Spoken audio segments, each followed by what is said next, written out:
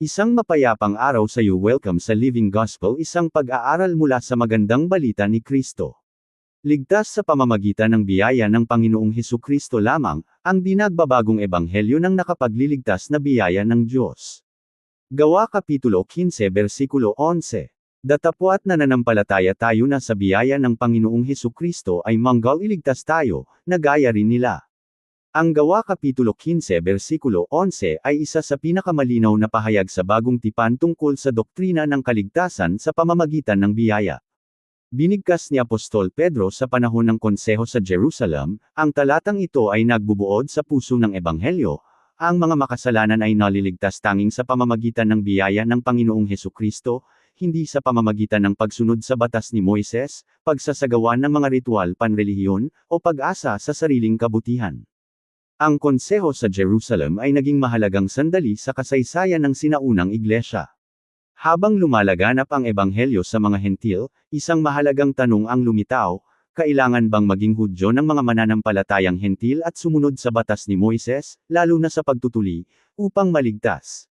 May mga gurong nangatuwiran na ang pagsunod sa batas ay kailangan para sa kaligtasan, Gawa Kapitulo 15 versikulo 1-5. Ang isyong ito ay nagbanta sa pagkakaisa ng iglesia at sa kadalisayan ng mismong ebanghelyo. Sa ilalim ng patnubay ng banal na espiritu, nagkatipon ang mga apostol at matatanda sa Jerusalem upang pag-aralan ang usapin. Ipinaalala sa kanila ni Pedro na ipinakita na ng Diyos ang kanyang pagtanggap sa mga hentil sa pamamagitan ng pagkaloob sa kanila ng banal na espiritu dahil sa kanilang pananampalataya, hiwalay sa mga gawa ng batas, Gawa Kapitulo 10, Gawa Kapitulo 15 versikulo 7-9. Kinalaunan ay pinagtibay ni Santiago ang konklusyong ito mula sa kasulatan, at ipinahayag ng konseho na ang kaligtasan ay sa pamamagitan ng biyaya ng Diyos sa pamamagitan ng pananampalataya, hindi sa pagsunod sa mga tuntunin ng batas. Sa makatuwid, ang Gawa Kapitulo 15 versikulo 11 ay nagpapahayag ng walang hanggang katotohanang umaabot mula Genesis hanggang pahayag. Walang sinuman ang naligtas sa pamamagitan ng pansariling katwiran o perpektong pagsunod sa batas. Sa buong kasaysayan ng pagtubos, ang kaligtasan ay palaging biyayang kaloob ng Diyos na tinatanggap sa pamamagitan ng pananampalataya sa kanyang mga pangako, na sa huli ay ganap na natupad kay Hesukristo. Ipinapaalala rin ng talatang ito sa mga mananampalataya na ang biyaya ay hindi lamang simula ng buhay Kristiyano, ito ang pundasyon, kapangyarihan, at pag-asa ng buong paglalakbay ng isang mananampalataya. Tayo ay iniligtas sa pamamagitan ng biyaya, ay nilalayan ng biyaya, pinabanal ng biyaya, at sa isang araw ay luluwalhatiin sa pamamagitan ng biyaya. Ang sentrong katotohanan ng Gawa Kapitulo 15 versikulo 11 ay ito. Ang kaligtasan ay ang libreng kaloob ng biyaya ng Diyos sa pamamagitan lamang ng Panginoong Hesukristo, na tinatanggap sa pamamagitan ng pananampalataya hiwalay sa mga gawa ng tao, na nagbubunga ng kapatawaran, pakikipagkasundo sa Diyos, at ang tiyak na pag-asa ng buhay na walang hanggan. Ang mga pangyayari sa Gawa 15 ay naganap noong humigit kumulang taong 49 AD sa unang panahon ng misyonero ng sinaunang iglesia. Nasaksihan nina Pablo at Bernabe ang maraming hentil na dumating sa pananampalataya kay Kristo. Ang kanilang pagyakap sa pananampalataya ay nagbunga ng mahalagang katanungang teolohikal tungkol sa ugnayan sa pagitan ng batas ng lumang tipan at ng ebanghelyo ng bagong tipan. May mga mananampalatayang Hudyo na nagpupumilit na ang pagtutuli at pagsunod sa batas ni Moises ay mahalaga para sa kaligtasan. Nagkatipon ang mga apostol sa Jerusalem upang hanapin ang karunungan ng Diyos tungkol sa isyong ito. Ipinaalala ni Pedro sa konseho ang gawa ng Diyos sa sambahayan ni Cornelio, Gawa Kapitulo 10, kung saan ang mga hentil ay tumanggap ng banal na espiritu sa pamamagitan ng pananampalataya bago pa man sumailalim sa anumang seremonyal na hinihingi ng mga Hudyo. Nagpasya ang konseho na ang kaligtasan ay lubos na nakasalalay sa biyaya ng Diyos kay Kristo. Ang desisyong ito ay nagpanatili sa pagkakaisa ng iglesia at nangalaga sa kadalisayan ng ebanghelyo para sa mga darating na salinlahi. Ang kaligtasan ay sa pamamagitan ng biyaya ng Panginoong Hesukristo lamang. Datapwat na nananampalataya tayo na sa biyaya ng Panginoong Hesukristo ay manggal iligtas tayo. Nagsimula si Pedro sa isang buong tiwalang pahayag. Nananampalataya tayo. Ang pananampalatayang Kristiyano ay nakasalalay sa banal na pahayag sa halip na sa opinyon ng tao. Hindi nakipagtalo si Pedro mula sa tradisyon, kultura, o pansariling kagustuhan. Ipinahayag niya ang katotohanang inihayag ng Diyos sa pamamagitan ni Hesukristo. Ang puso ng katotohanang iyon ay biyaya. Ang biyaya ay ang di karapat-dapat na pabor ng Diyos na ipinakita sa mga nagkasalang makasalanan. Ang sangkatauhan ay hindi makakakuha ng kaligtasan sapagkat ang lahat ay nagkasala at kinukulang sa kaluwalhatian ng Diyos, Roma Kapitulo 3 versikulo 23. Kung ang kaligtasan ay nakadepende sa pagsunod ng tao, walang sinuman ang maliligtas. Ngunit ang Diyos, sa kanyang walang hanggang pag-ibig, ay nagkaloob ng kaligtasan sa pamamagitan ng kanyang anak. Ang Panginoong Hesukristo ay lubos na tumyupad sa batas, pinasan ang ating mga kasalanan sa krus, at muling nabuhay sa tagumpay laban sa kamatayan. Sa makatuwid, ang kaligtasan ay lubos na gawa ng biyaya ng Diyos mula simula hanggang wakas. Pag-aaral sa salitang Griego, charis, biyaya. Ang salitang Griego na charis ay nangangahulugang biyaya, pabor, kabutihang loob na malayang ibinibigay. Isang di karapat-dapat na kaloob. Mapagmahal na kagandahang loob. Sa bagong tipan, ang charis ay naglalarawan ng di karapat-dapat na pabor ng Diyos sa mga makasalanan. Ang biyaya ay hindi nakukuha. Ang biyaya ay hindi binibili. Ang biyaya ay hindi nararapat. Ang biyaya ay dumadaloy mula sa mapagmahal na katangian ng Diyos at umaabot sa ganap na pagpapahayag kay Hesukristo. Ipinahayag ni Pablo, sapagkat sa biyaya kayo'y nanggaligtas sa pamamagitan ng pananampalataya, at ito'y hindi sa inyong sarili, ito'y kaloob ng Diyos. Efeso Kapitulo 2 versikulo 8 hanggang 9, KJV. Hindi binabaliwala ng biyaya ang kasalanan. Tinutugunan ng biyaya ang kasalanan sa pamamagitan ng kapalit na sakripisyo ni Kristo. Sa Kalbaryo, ang katarungan ay nasiyahan at ang awa ay ipinagkaloob. Teolohikal na pagpapaliwanag. Ang doktrina ng kaligtasan sa pamamagitan ng biyaya ay nakatayo sa gitna ng biblikal na teolohiya. Mula kay Abraham, na naniwala sa Diyos at ito ay ibinilang sa kanya na katwiran, Genesis Kapitulo 15 versikulo 6, hanggang sa tinubos na karamihan sa pahayag na sumasamba sa kordero, ang kaligtasan ay palaging nakaugat sa mapagmahal na pagkukusa ng Diyos. Inihahayag ng batas ang kabanalan ng Diyos at inilalantad ang pagiging makasalanan ng tao, ngunit hindi ito makapagliligtas. Tanging si Kristo ang makapagliligtas.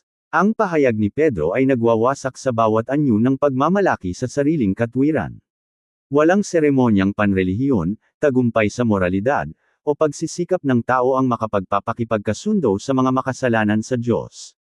Tanging ang biyaya ng Panginoong Hesukristo ang nagkakaloob ng kapatawaran, pagpapawalang sala, at buhay na walang hanggan. Ang katotohanang ito ay nagpapakumbaba sa mga mananampalataya, nagtataas kay Kristo, at nagbibigay ng katiyakan na ang kaligtasan ay nakasalalay sa katapatan ng Diyos sa halip na sa gawa ng tao. Isipin ang isang bilanggo na may utang na napakalaki kaya't hinding-hindi niya mababayaran. Ang hari mismo ay humakbang, binayaran ang buong utang. Nagkaloob sa bilanggo ng ganap na kapatawaran, inampun siya sa maharlikang pamilya, at binigyan siya ng bagong buhay. Ang bilanggo ay walang naibigay sa kanyang paglaya maliban sa pagtanggap sa mapagpalang kaloob ng hari. Ito ay naglalarawan sa Ebanghelyo. Ang ating utang ng kasalanan ay imposibleng bayaran. Binayaran ito ng buo ni Hesukristo sa pamamagitan ng kanyang kamatayan sa krus. Ang kaligtasan ay tinatanggap sa pamamagitan ng biyaya sa pamamagitan ng pananampalataya. Para sa mga individual na mananampalataya, magpahinga sa natapos na gawa ni Kristo sa halip na sa iyong sariling gawa. Maglingkod sa Diyos ng may pasasalamat, hindi dahil sa takot na makuha ang kanyang pagsang-ayon. Araw-araw na magpasalamat sa Panginoon para sa kanyang kahangahangang biyaya. Para sa mga pamilya, ituro sa mga bata na ang kaligtasan ay kaloob ng Diyos, hindi gantimpala para sa mabuting pag-uugali. Maging huwaran ng pagpapakumbaba, pagpapatawad, at pasasalamat sa inyong tahanan bilang salamin ng biyaya ng Diyos. Para sa mga kabataan, ang iyong pagkakakilanlan ay hindi matatagpuan sa mga tagumpay, katanyagan, o tagumpay kundi sa biyaya ng Diyos sa pamamagitan ni Hesukristo. Magtiwala sa Kanya ng maaga sa buhay at itayo ang iyong hinaharap sa Kanyang Ebanghelyo. Para sa mga pinuno ng Iglesia, tapat na ipahayag ang kaligtasan sa pamamagitan ng biyaya lamang sa pamamagitan ng pananampalataya kay Kristo lamang. Pangalagaan ang Iglesia mula sa parehong legalismo at moral na pagpapabe. Akayin ng mga tao na lubos na umasa sa kasapatan ni Hesukristo. Ang kaligtasan ay ang libreng kaloob ng biyaya ng Diyos sa pamamagitan ng Panginoong Hesukristo lamang, walang gawa ng tao ang makakakuha sa kung ano ang tanging nagawa ni Kristo. Iglesia, ipinahayag ni Pedro na ang kaligtasan ay dumarating lamang sa pamamagitan ng biyaya ng Panginoong Hesukristo. Ngunit ano ang nagagawa ng biyayang ito? Paano nito inaalis ang hadlang sa pagitan ng makasalanang sangkatauhan at banal na Diyos? At bakit walang dami ng pagsisikap na panrelihiyon ang makakapalit sa mapagpalang paglalaan ng Diyos? Amen. Maraming salamat sa pakikinig. Ako si Pastor Jeff Flores, nagsasabing sa Diyos ang lahat ng papuri. Isang mapayapang araw sa iyo. Welcome sa Living Gospel, isang pag-aaral mula sa magandang balita ni Kristo. Nailigtas sa pamamagitan ng biyaya ng Panginoong Hesukristo lamang, ang DNAGBABAGONG Ebanghelyo ng NAKAPAGLILIGTAS na biyaya ng Diyos. Ikalawang bahagi. Punto 2, ang biyaya lamang ang nagpapakipagkasundo sa mga makasalanan sa Diyos. Teksto, Gawa Kapitulo 15 Versikulo 11. Datapwat na nananampalataya tayo na sa biyaya ng Panginoong Hesukristo ay manggal iligtas tayo, na gaya rin nila. Iglesia, sa unang bahagi natutunan natin na ang kaligtasan ay ganap na gawa ng biyaya ng Diyos sa pamamagitan ng Panginoong Hesukristo. Matapang na ipinahayag ni Pedro sa harap ng konseho sa Jerusalem na hindi makapagliligtas kaninuman ang pagtutuli o pagsunod sa batas ni Moises. Ngayon ay damako na tayo sa puso ng Ebanghelyo. Paano nga ba talaga inililigtas ng biyaya ng Diyos ang mga makasalanan? Paano ang mga nagkasala ay ipinapahayag na matuwid sa harapan ng banal na Diyos? Bakit ang pananampalataya kay Hesukristo ang tanging paraan upang tanggapin ang kaligtasan? Ang mga sagot sa mga tanong na ito ay nagpapakita ng kagandahan ng Ebanghelyo at kadakilaan ng tumutubos na pag-ibig ng Diyos. 2. Ang biyaya lamang ang NAGPAPAKIPAGKASUNDO sa mga makasalanan sa Diyos. Ipinahayag ni Pedro, sa biyaya ng Panginoong Hesukristo ay manggal iligtas tayo. Ang bawat salita ng pahayag na ito ay puno ng teolohikal na kahalagahan. Ang kaligtasan ay hindi nakakamit sa pamamagitan ng pagsisikap ng tao. Ito ay tinatanggap sa pamamagitan ng mapagpalang gawa ng Diyos kay Hesukristo. Ang biyaya ang pinagmumulan. Si Kristo ang tagapagligtas. Ang pananampalataya ang paraan kung paano tinatanggap ng makasalanan ang nakapagliligtas na kaloob ng Diyos. Pag-aaral sa salitang Griego, sozo, iligtas. Ang pandiwang Griego na sozo ay nangangahulugang iligtas, sagipin, palayain, ingatan, gawing buo. Sa bagong tipan, ang sozo ay tumutukoy sa ganap na gawa ng Diyos sa kaligtasan. Kasama rito ang paglaya sa parusa ng kasalanan. Paglaya sa kapangyarihan ng kasalanan. Pakikipagkasundo sa Diyos. Ang pangako ng buhay na walang hanggan. Ang huling pagluwalhati sa kaharian ng Diyos.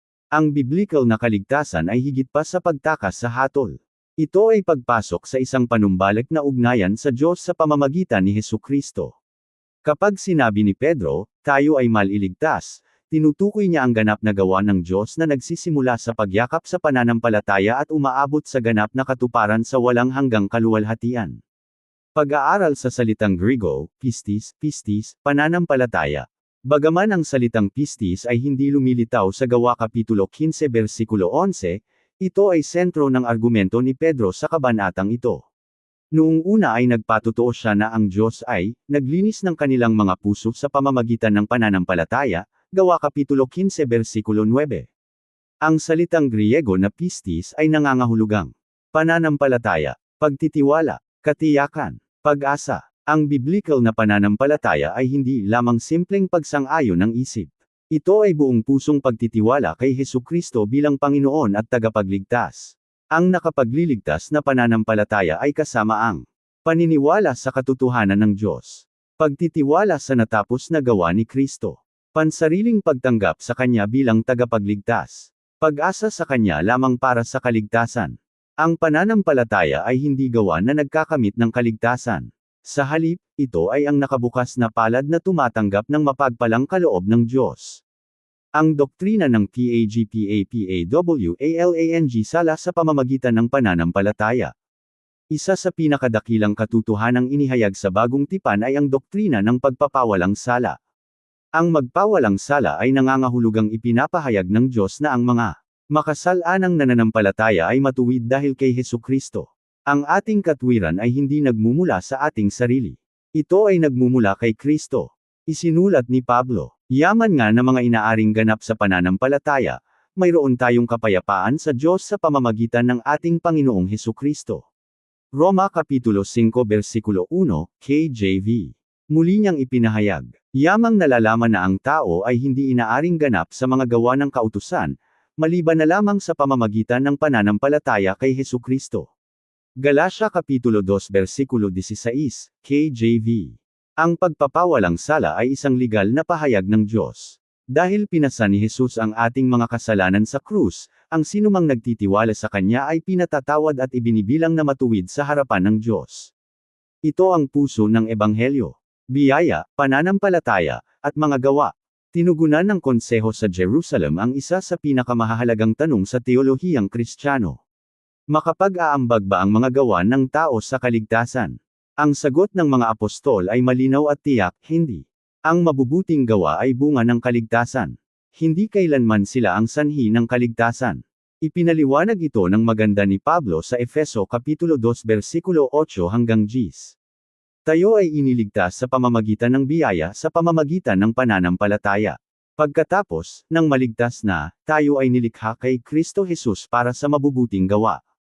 Ang mga gawa ay nagpapakita ng tunay na pananampalataya. Hindi nila kailanman pinapalitan ng biyaya. Ang biyaya ay lumilikha ng pagsunod dahil ang binagong puso ay nagnanais na parangalan ang tagapagligtas. Mga ugnayan sa Roma. Pinalawak ng aklat ng Roma ang pahayag ni Pedro. Itinuturo ng Roma. Ang lahat ay nagkasala, Roma Kapitulo 3 versikulo 23. Walang inaaring ganap sa pamamagitan ng pagsunod sa batas, Roma Kapitulo 3 versikulo 20.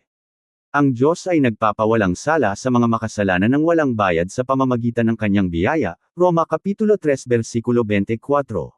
Si Abraham mismo ay pinalaya sa pamamagitan ng pananampalataya bago ang pagtutuli, Roma Kapitulo 4. Ang mga mananampalataya ngayon ay may kapayapaan sa Diyos sa pamamagitan ni Kristo, Roma Kapitulo 5 versikulo 1. Sina Pedro at Pablo ay nagpapahayag ng iisang ebanghelyo. Ang kaligtasan ay palaging sa pamamagitan ng biyaya ng Diyos sa pamamagitan ng pananampalataya. Mga ugnayan sa Galatia. Isinulat ni Pablo ang Galatia sapagkat may mga bulang guro na nagdaragdag ng mga hinihingi ng batas sa ebanghelyo. Ang kanyang mensahe ay hindi mapag-aalinlanganan. Kung ang katwiran ay maaaring dumating sa pamamagitan ng batas, namatay si Kristo ng walang kabuluhan, Galatia Kapitulo 2 versikulo 21. Ipinapahayag ng Ebanghelyo, si Kristo lamang ang nagililigtas.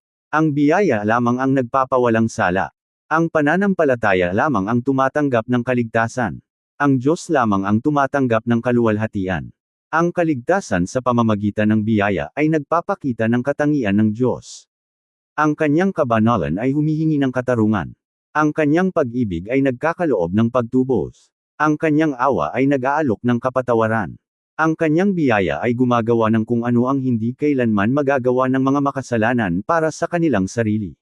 Sa Kalbaryo, ang katarungan ay nasiyahan. Ang kasalanan ay hinatulan. Ang awa ay nagtagumpay. Ang biyaya ay umagos ng malaya sa lahat ng nananampalataya. Ito ang dahilan kung bakit ang mga mananampalataya ay makakalapit sa Diyos ng may katiyakan. Ang ating katiyakan ay nakasalalay hindi sa ating sariling mga tagumpay kundi sa perpektong sakripisyo ni Kristo. Ang bakanteng kamay. Isipin mo na ang isang hari ay nag-aalok ng isang napakahalagang kaloob sa isang mahirap na pulubi. Ang pulubi ay hindi makakabili nito. Hindi niya ito makakamit sa pamamagitan ng gawa. Bubuksan lamang niya ang kanyang mga bakanteng kamay at tatanggapin ito. Ang pananampalataya ay katulad ng mga bakanteng kamay na iyon. Ang biyaya ay ang napakahalagang kaloob ng Diyos. Si Kristo ang mismong kaloob. Ang kaligtasan ay kabilang ganap sa Panginoon. Ang tulay, isang malawak na banginang naghihiwalay sa sangkatauhan sa Diyos. Walang anumang dami ng mabubuting gawa ang makakabuo ng tulay patawid dito. Ang relihiyon ay hindi makatawid sa puwang. Ang moralidad ng tao ay hindi makararating sa kabila. Ngunit ang krus ni Hesukristo ang tumatawid sa kung ano ang hindi kailanman magagawa ng sangkatauhan. Sa pamamagitan ng kanyang kamatayan at muling pagkabuhay, ang daan patungo sa Ama ay nabuksan na. Ang sinumang nagtitiwala kay Kristo ay tumatawid mula sa kamatayan patungo sa buhay. Para sa mga individual na mananampalataya, magpahinga sa biyaya ng Diyos sa halip na mamuhay sa takot na makuha ang kanyang pagsang-ayon. Araw-araw na alalahanin na ang iyong katayuan sa harapan ng Diyos ay nakadepende sa katwiran ni Kristo, hindi sa iyong sariling gawa. Hayaang ang pasasalamat ang mag-udyok sa banal na pamumuhay. Para sa mga pamilya, ituro sa mga bata na ang pagsunod ay dumadaloy mula sa pag-ibig kay Kristo sa halip na mula sa pagtatangkang makuha ang pabor ng Diyos. Isabuhay ang pagpapatawad sa loob ng tahanan sapagkat kayo ay unang pinatawad na ng Diyos. Itayo ang buhay pamilya sa Ebanghelyo ng Biyaya. Para sa mga kabataan, sinasabi ng mundo sa iyo na patunayan ang iyong halaga sa pamamagitan ng mga tagumpay. Sinasabi ng Ebanghelyo na ang iyong pinakadakilang halaga ay matatagpuan sa pag-ibig ng Diyos na ipinakita sa pamamagitan ni Hesukristo. Magtiwala sa Kanya ng lubusan at hayaang hubugin ng Kanyang biyaya ang iyong pagkakakilanlan at hinaharap. Para sa mga pinuno ng Iglesia, pangalagaan ang kadalisayan ng Ebanghelyo. Ipangaral si Kristo na ipinako sa krus at muling nabuhay. Iwasan ang parehong legalismo at walang pakundangang pamumuhay. Ituro sa mga mananampalataya na ang tunay na pananampalataya ay lumilikha ng masayang pagsunod na pinapalakas ng banal na espiritu. Panatilihin si Kristo sa gitna ng bawat sermon, ministeryo, at pagsisikap sa paghubog. Iglesia, kay dakilang biyaya, ipinakita sa atin ng batas ang ating pagkakasala. Ngunit ipinakita sa atin ng biyaya ang ating tagapagligtas. Inihayag ng batas ang ating pangangailangan. Ang biyaya ay nagkaloob ng sagot ng Diyos. Ang batas ay humatol. Si Kristo ay tumubos. Ang krus ay magpakailanman nagpapahayag na ang kaligtasan ay hindi tungkol sa kung ano ang nagawa natin. Ito ay tungkol sa kung ano ang natapos na ni Jesus. Ito ang dahilan kung bakit ang bawat mananampalataya ay makakakanta ng may katiyakan. Kahangahangang biyaya, kay tamis ng tunog, na nagligtas sa isang sawimpalad na tulad ko. Amen. Maraming salamat sa pakikinig. Ako si Pastor Jeff Flores, nagsasabing sa Diyos ang lahat ng papuri. Isang mapayapang araw sa iyo. Welcome sa Living Gospel, isang pag-aaral mula sa magandang balita ni Kristo. Nailigtas sa pamamagitan ng biyaya ng Panginoong Hesukristo lamang, ang DNAGBABAGONG Ebanghelyo ng NAKAPAGLILIGTAS na biyaya ng Diyos. Ikatlong bahagi. Punto 3, ang pagkakaisa ng Ebanghelyo at misyon ng mananampalataya. Pangunahing teksto, Gawa Kapitulo 15 Versikulo 11. Datapwat na nananampalataya tayo na sa biyaya ng Panginoong Hesukristo ay manggal iligtas tayo, na gaya rin nila. Iglesia, sa ating pag-aaral ng Gawa Kapitulo 15 Versikulo 11, nakita natin ang dalawang pundasyong katotohanan. Una, ang kaligtasan ay ganap na sa pamamagitan ng biyaya ng Panginoong Hesukristo at hindi sa pamamagitan ng mga gawa ng tao o mga seremonyang panrelihiyon. Ikalawa, ang nakapagliligtas na biyayang ito ay nagpapakipagkasundo sa mga makasalanan sa Diyos sa pamamagitan ng pananampalataya kay Hesukristo lamang. Ngayon ay damako na tayo sa maluwalhating bunga ng Ebanghelyo. Ang biyaya ng Diyos ay hindi lamang negel iligtas sa mga individual, lumilikha ito ng bagong bayan na nagkakaisa kay Kristo. Ang mismong Ebanghelyo na nagpapakipagkasundo sa atin sa Diyos ay siya ring nagkakaisa sa atin sa isa't isa. Binabago nito ang ating buhay, nag-uudyok sa atin na ipahayag si Kristo sa mga bansa, at pinupuno tayo ng pag-asa ng walang hanggang kaluwalhatian. 3. Ang pagkakaisa ng Ebanghelyo at misyon ng MANANAMPALATAYA. Nagtatapos si Pedro sa kanyang pahayag sa pagsasabing, ay manggal iligtas tayo, na gaya rin nila. Ang simpleng mga salitang ito ay may malalim na teolohikal na kahulugan. Ang tayo ay tumutukoy pangunahin sa mga mananampalatayang Hudyo. Ang nila naman ay tumutukoy sa mga mananampalatayang Hentil. Binaligtad ni Pedro ang inaasahan ng marami. Sa halip na sabihin na ang mga Hentil ay maliligtas gaya ng mga Hudyo, sinabi niya na ang mga Hudyo ay maliligtas sa parehong paraan ng mga Hentil, sa pamamagitan ng biyaya ng Panginoong Hesukristo lamang. Binibigyang diin nito na ang bawat makasalanan ay nakatayo sa pantay na katayuan sa harapan ng krus. Walang nasyonalidad, kultura, katayuan sa lipunan, pinag-aralan, o relihiyosong pinagmulan ang nagbibigay ng higit na katayuan sa harapan ng Diyos. Lahat ay nagkasala. Lahat ay nangangailangan ng biyaya. Lahat ay dapat lumapit sa pamamagitan ni Hesukristo. Gaya ng isinulat ng kinalaunan ni Pablo. Sapagkat walang pagkakaiba, sapagkat ang lahat ay nangagkasala, at nangangailangan ng kaluwalhatian ng Diyos. Roma Kapitulo 3 versikulo 22 hanggang 23, KJV. Gayun din, walang Hudyo ni Griego man, sapagkat kayong lahat ay iisa kay Kristo Jesus. Galatia Kapitulo 3 versikulo 28, KJV. Inaalis ng Ebanghelyo ang bawat hadlang na nilikha ng kasalanan at pinag-iisa ang mga mananampalataya sa isang espiritual na pamilya. Ang Iglesia, isang katawan kay Kristo. Ang konseho sa Jerusalem ay nag-ingat hindi lamang ng isang doktrinang teolohikal. Iningatan nito ang pagkakaisa ng Iglesia ni Kristo. Kung ang kaligtasan ay nakadepende sa mga kaugalian ng Hudyo, ang mga mananampalatayang hentil ay mananatiling tagalabas magpakailanman. Ngunit dahil ang kaligtasan ay sa pamamagitan ng biyaya, ang bawat mananampalataya ay tumatanggap ng pantay na katayuan sa harapan ng Diyos.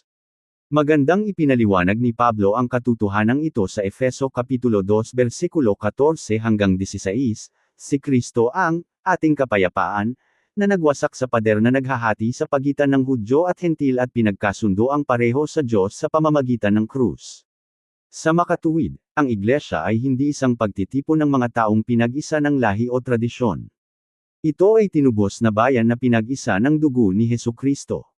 Ang pagkakaisang ito ay dapat makita sa ating pagsamba, pagsasamahan, paglilingkod, at pag-ibig sa isa't isa. Ang biyaya ay lumilikha ng masayang pagsunod.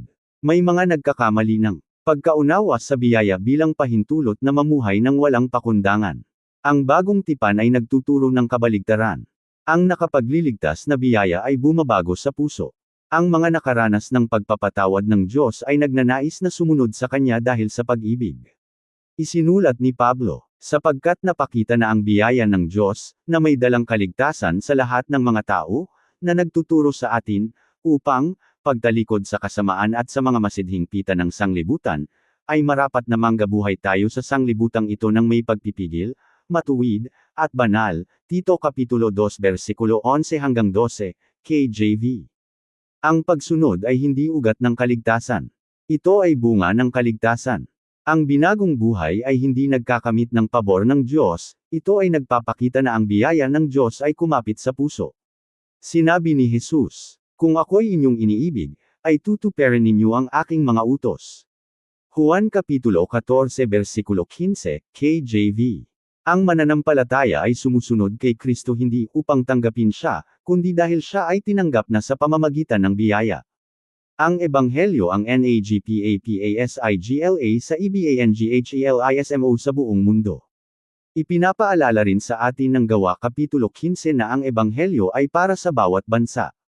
Ang nakapagliligtas na biyaya ng Diyos ay hindi limitado sa isang pangkat etniko o isang kultura. Inutusan ni Jesus ang kanyang mga tagasunod. Magsiyaon kayo sa buong sanglibutan, at inyong ipangaral ang Ebanghelyo sa bawat nilalang. Marcos Kapitulo 16 versikulo 15, KJV.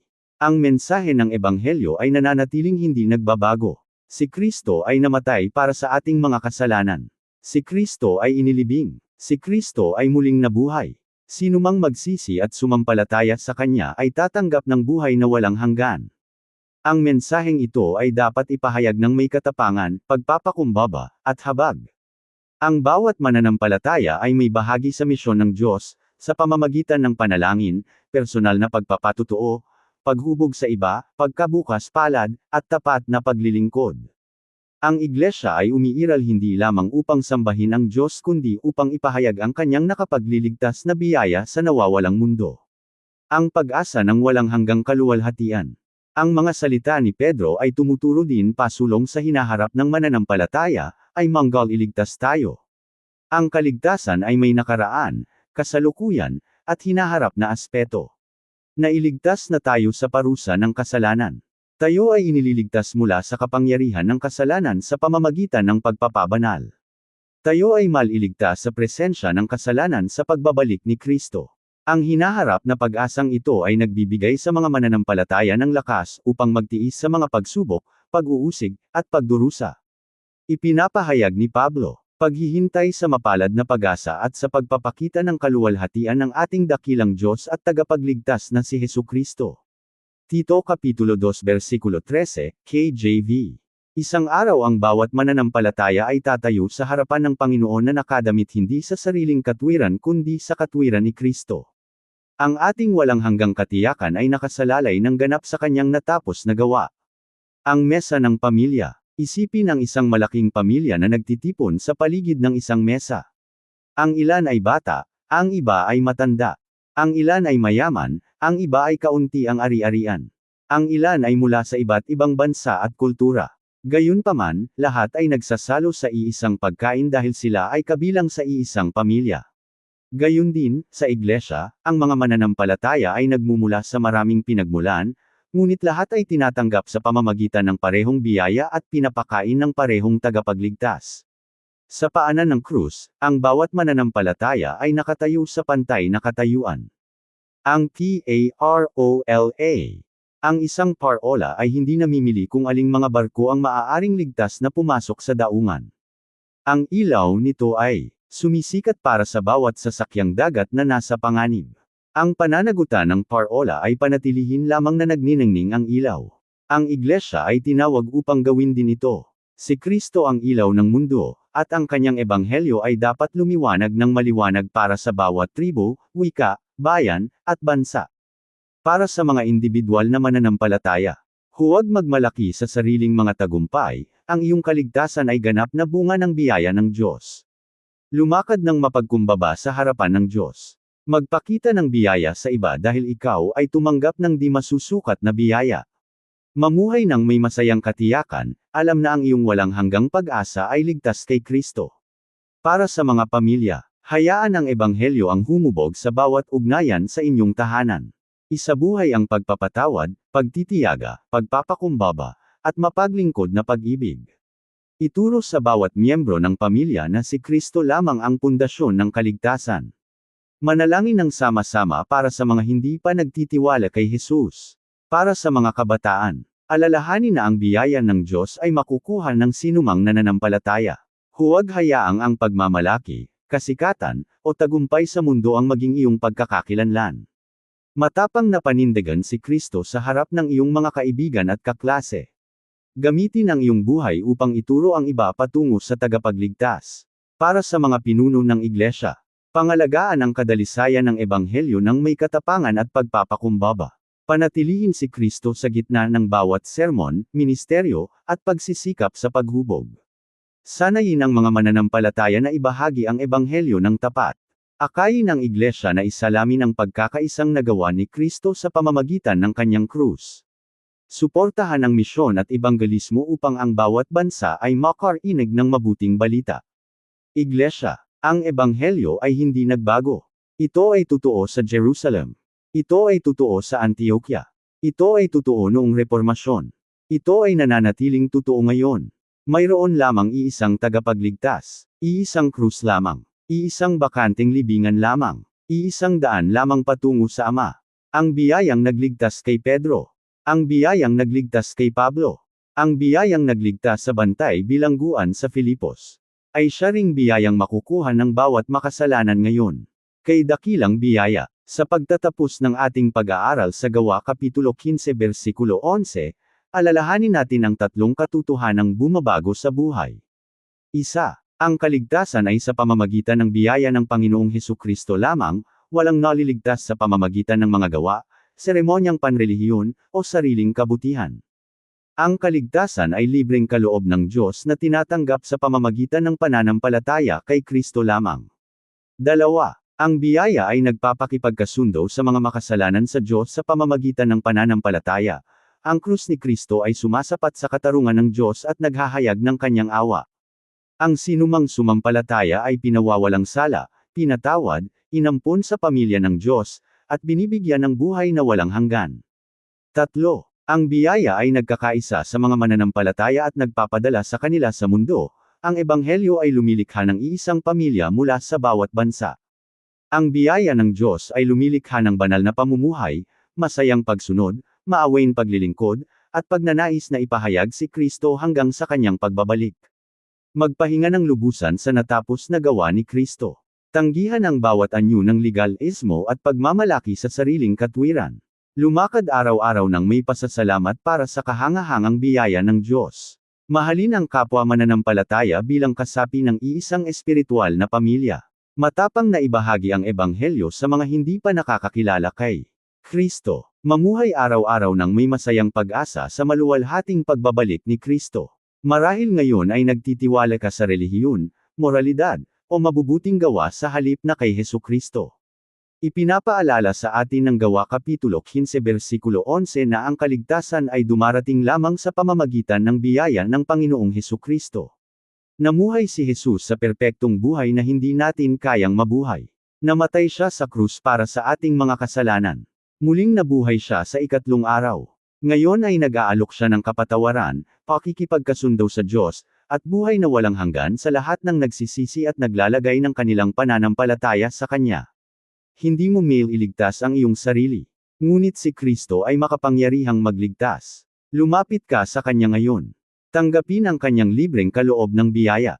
Magtiwala ka sa Kanya bilang iyong Panginoon at tagapagligtas. Kung ang banal na Espiritu ay nagsasalita sa iyong puso ngayon, huwag nang mag-atubili. Kung hindi ka pa kailanman nagtitiwala kay Kristo, lumapit ka sa Kanya ngayon. Kung lumayo ka sa Panginoon, bumalik ka sa Kanya ng may pagsisisi. Kung pasan mo ang bigat ng pagkakasala, ay lapag mo ang iyong mga kasalanan sa paanan ng krus.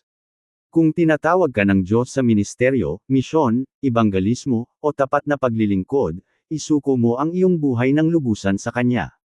Ang mismong biyayang nagligtas sa mga mananampalataya sa aklat ng mga gawa ay makukuha mo rin ngayon. Si Hesukristo ay nagililigtas pa rin. Ang Kanyang awa ay sagana pa rin. Ang Kanyang paanyaya ay bukas pa rin.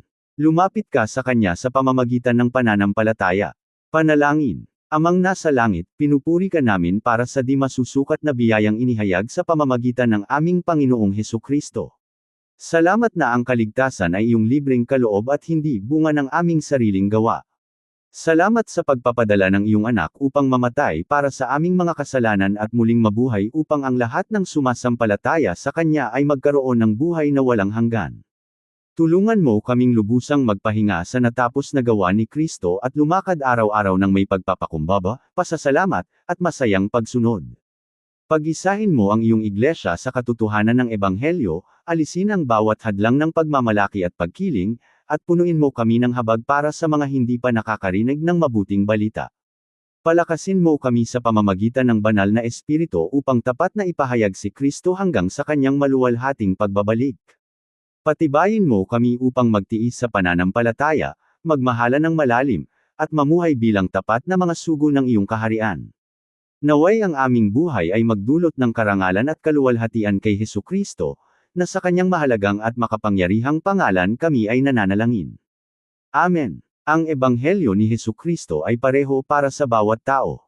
Tayo ay naliligtas sa pamamagitan ng biyaya lamang, sa pamamagitan ng pananampalataya lamang, kay Kristo lamang.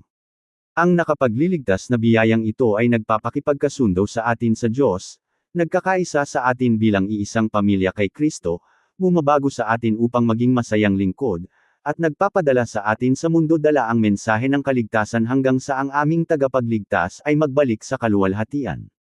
Amen. Maraming salamat sa pakikinig. Ako si Pastor Jeff Flores, nagsasabing sa Diyos ang lahat ng papuri.